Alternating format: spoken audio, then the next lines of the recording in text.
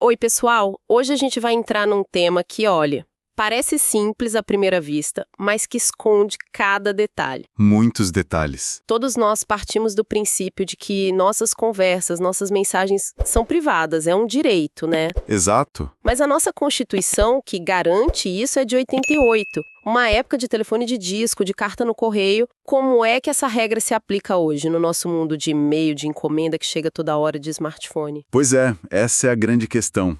Porque isso mexe com um pilar da nossa vida, que é a confiança de que a gente não está sendo vigiado o tempo todo, sabe? Sim. O artigo 5º, inciso 12, tenta criar assim uma fortaleza em volta da nossa vida privada. É o que o pessoal do direito chama de princípio da exclusividade. Que, traduzindo do juridiquês, Traduzindo, significa que a sua vida privada é sua. Ponto. O acesso a ela tem que ser uma exceção muito, mas muito justificada e não a regra. Só que, bom, essa fortaleza tem umas portas e janelas bem específicas. exato. E para quem estuda para concurso, conhecer cada porta e cada janela é o que faz a diferença. Então, acho que o melhor caminho é começar pelo básico, né? O que está escrito lá na Constituição? Vamos lá. O texto diz: é inviolável o sigilo da correspondência e das comunicações telegráficas, de dados e das comunicações telefônicas, salvo, no último caso, por ordem judicial. Essa parte final, salvo, no último caso, ela é a chave de tudo. É a chave de tudo. O Constituinte foi muito específico, foi cirúrgico aqui.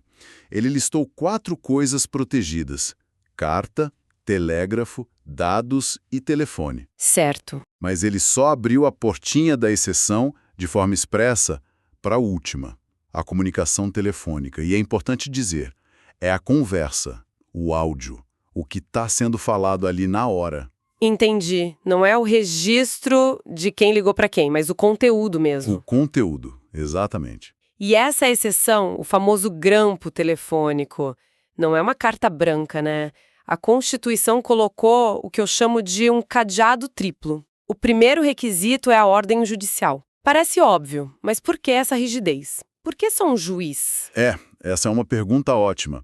A exigência do juiz, ela funciona como um freio de arrumação. Pensa bem, o delegado e o promotor, eles são partes da investigação. Eles têm um lado. Eles têm um lado, o da acusação. O juiz, em teoria, é imparcial. A ideia é que só um poder neutro pode autorizar uma medida tão invasiva na vida de alguém. Garante que não é uma decisão, sei lá, no calor do momento. Certo. É uma camada de proteção. Ok. O segundo requisito, a quebra tem que seguir as hipóteses e a forma da lei. Quer dizer, o juiz não pode inventar um motivo do nada. Exato. Isso significa que o Congresso teve que sentar e criar uma lei, que é a Lei 9.296 de 96, detalhando tudo. O passo a passo. A lei diz quando pode, por quanto tempo pode, como tem que ser feito. O juiz fica amarrado a esse roteiro. Ele não tem liberdade para criar o procedimento. E isso leva a gente para o terceiro e, para mim, o mais restritivo dos requisitos, a finalidade. A lei só pode autorizar o grampo para investigação criminal ou instrução processual penal. Isso fecha muitas portas, né? Muitas. Quer dizer que uma fraude fiscal gigante, uma briga de herança, por mais grave que seja, nunca justificaria um grampo. Nunca. E aqui está um conceito que examinador de concurso ama. A gente está falando de uma reserva legal qualificada.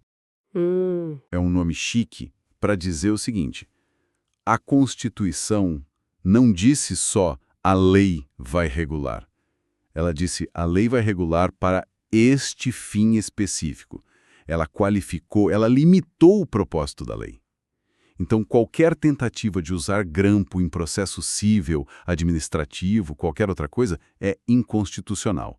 A ferramenta é exclusiva para o mundo penal. Isso me leva a uma distinção que sempre cai em prova.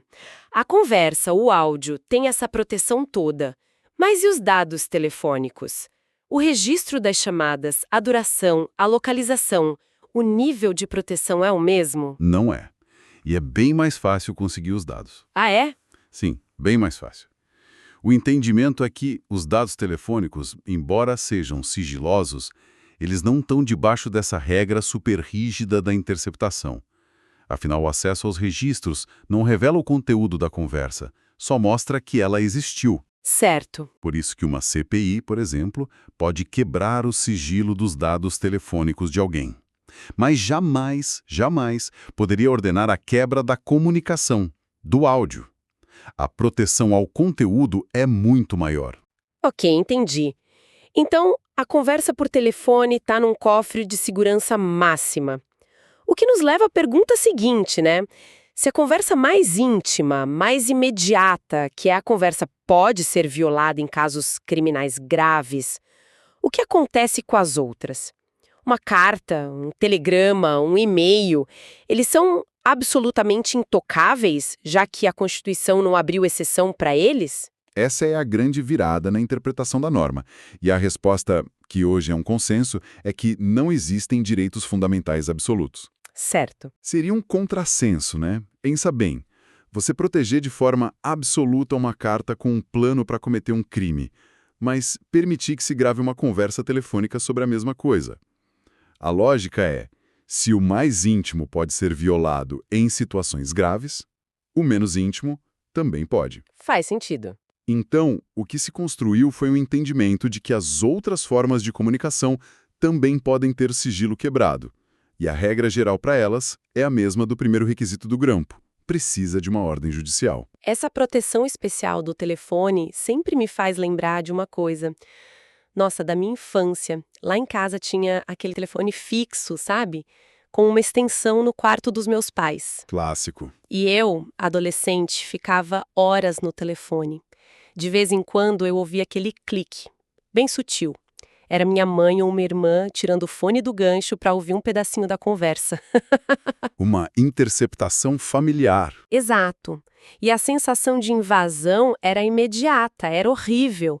Acho que essa memória ilustra bem por que o legislador se preocupou tanto com a conversa em tempo real. A sua analogia é perfeita, porque ela captura a essência do negócio.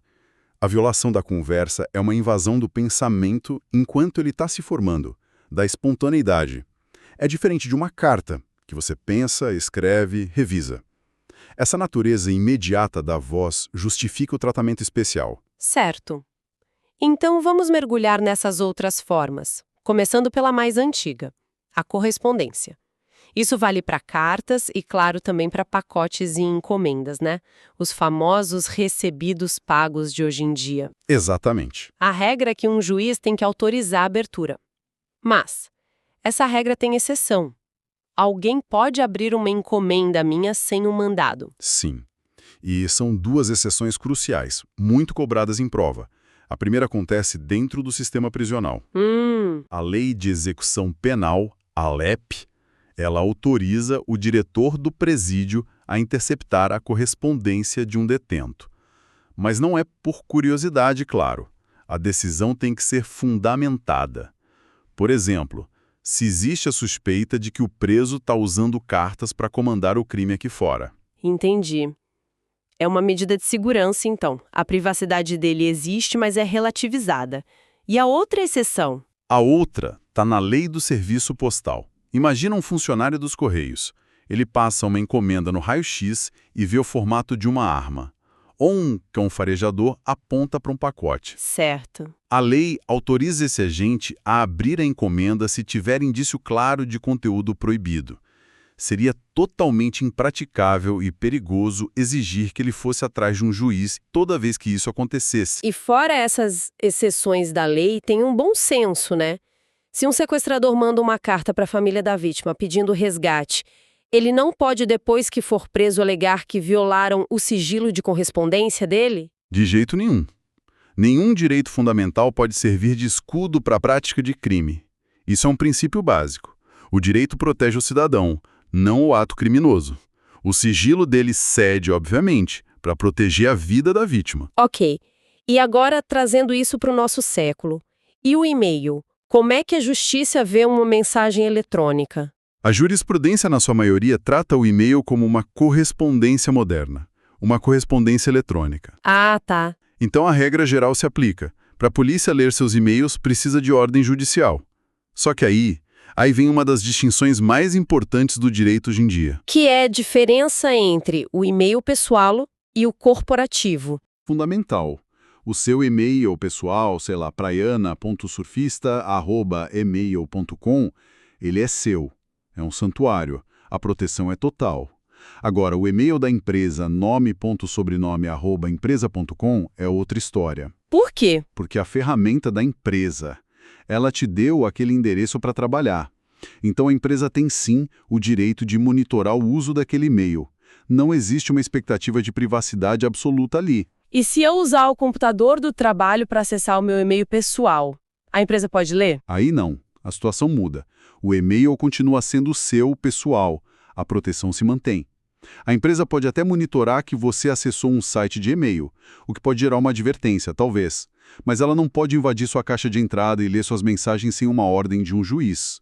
O que manda é a titularidade da conta. Ok.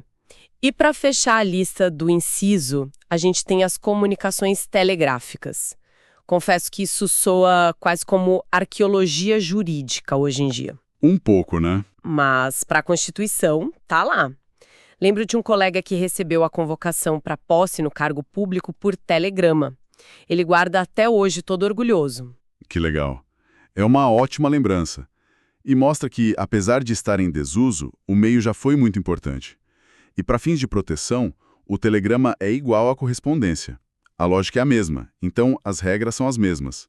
Em regra, só com ordem judicial. Então, tentando amarrar tudo isso, a Constituição protege 4 tipos de comunicação, mas só detalha a exceção para telefônica, com aqueles 3 requisitos super rígidos. Isso. Para as outras, carta, telegrama, e-mail, a violação é possível, mas a regra de ouro é a ordem judicial, com algumas exceções bem pontuais, como para presos e para os correios. É um bom resumo. É um resumo excelente. Captura a essência da regra e, mais importante, das exceções. É o mapa mental que todo mundo que estuda precisa ter para não cair nas pegadinhas. Porque a prova vai tentar te confundir. Vai dizer que o diretor do presídio precisa de ordem judicial, ou que uma CPI pode pedir um grampo.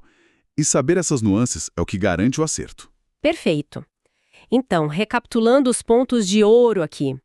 Primeiro, os 3 requisitos para interceptação telefônica: ordem judicial, lei específica e finalidade estritamente penal. Não dá para errar. Segundo, as exceções que não dependem de juiz para violar correspondência.